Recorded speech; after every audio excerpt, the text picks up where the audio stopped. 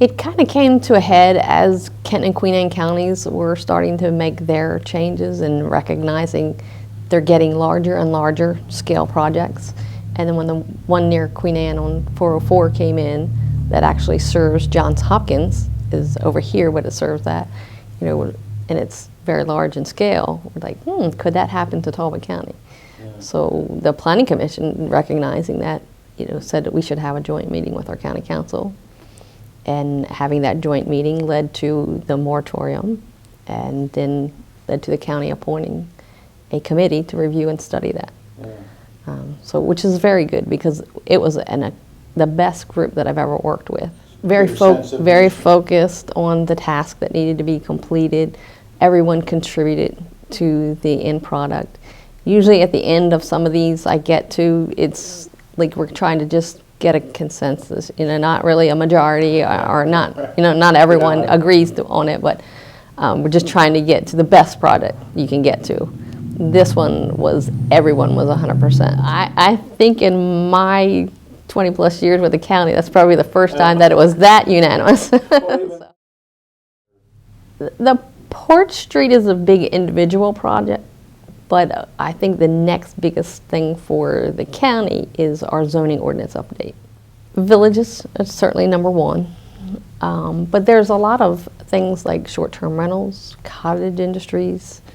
We have a community that is kind of an elderly community, so we're looking for opportunities for the kind of the catchphrase, aging in place. Yes, yeah. You know, how do we handle that? Right now, we don't allow you to have living space above a garage, you know, for someone as a caregiver and or someone who has lived in their home for their entire life and they don't want to move out, but they need someone else to move in and care for them.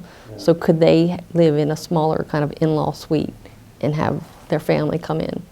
So we need to consider that. Well, right now we have well over 100 short-term rentals, and we have a very small percentage, 2 or 3, that we receive complaints about frequently. And so we're trying to figure out how we can address that by amending the regulations. And you know, we've talked about different things, such as when you have an Airbnb or anything online where you're advertising, you have to have your application number on that as well.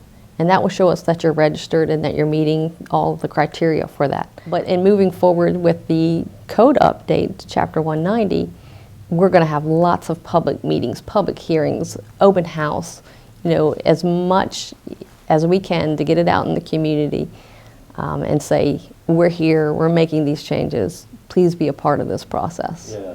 Right. So we're calling it Next Step 190 because it's next step after the comprehensive plan, and it's the update to Chapter 190. So on our webpage, you'll see Next Step 190. And what we're trying to do is we're going through all of the comprehensive plan goals and objectives and policies and determine which one affects our zoning ordinance. And we're going to address those through the zoning ordinance. We know that there are certain things to include the villages. When we did the village section, we had, in our current zoning ordinance, we have like village BC 1, 2, 3. And we have that, and we have the land uses for that, but we've never applied it to a map. All of our villages are still zoned VC.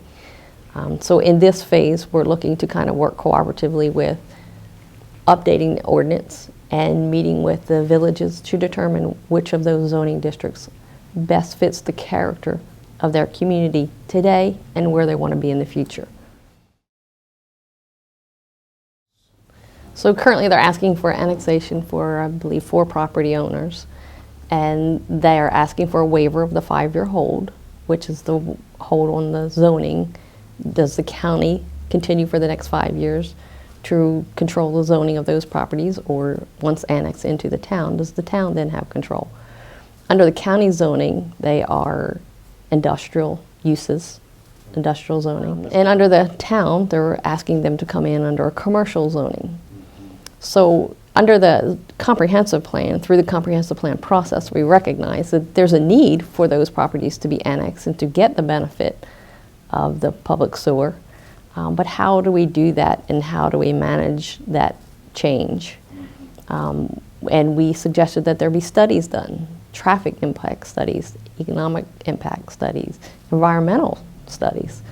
And those things hadn't been done to date. So we were concerned at staff level with the annexation, should those things occur before we move forward. We took it to the Planning Commission, and there was a 4-to-1 recommendation to the County Council that they allow this annexation and waive the 5-year hold, which is now at the County Council level, and on November 15th, the Council will review and make a recommendation. Earlier that day, the Town Planning Commission and the County Planning Commissions will be getting together to discuss that small area plan and to discuss, the annexation and some of the topics that have come up, ownership of the road, the music concerns, some of the topics that have been discussed since the original request. Right. Yeah. Changing the titles changes the land uses, and so we're concerned about the compatibility of the existing land uses that will remain, along with what the town is envisioning with these changes for the properties that will be annexed. When you look at an aerial of the Eastern Point today, you see boats everywhere, boats in the water, boats on the edge, boats that are in dry dock at the repair. And you look at the aerial that's been provided in a small area plan, you see rooftops. It's more commercial, residential. So the character is going to change with this change. And we just think that there should be some consideration of the impacts of that change. So not that it's good or bad, but there will be change. So are we ready for that change? And is it the appropriate change? Do you get excited personally about projects like Port Street? I mean, are there... I do. I see the benefit to it. I see the opportunities. It could be such a asset to the community if it's well planned and if it's well thought out, and you have the participation and buy-in from both the county, the town, the citizens. It can absolutely be a very good success story. Well, they actually are 2 towns that we chose because of their working waterfront.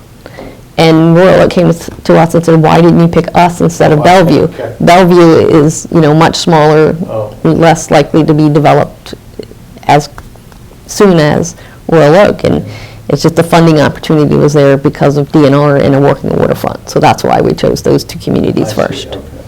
So it was because they have the we want that ports, too, rather than, right. Okay. Right, so they have the water access. Okay. It will give them the opportunity to apply for some of those grants and funding opportunities. But it was also designed to recognize where the existing waterfront maritime-related uses are and where we want them to be in the future. Mm-hmm. So currently there's some uses that are special exception. But if we already know in Tillman, in these locations, this is the kind of use we want, if we could do a working waterfront overlay and make it a permitted use instead of the special exception. Let's take 1 or 2 of those hoops out of the process. If we already know this is the character of that community, the future of that community, if we can do a few things to make it a little less cumbersome to get through a process, then we're going to take advantage of that opportunity.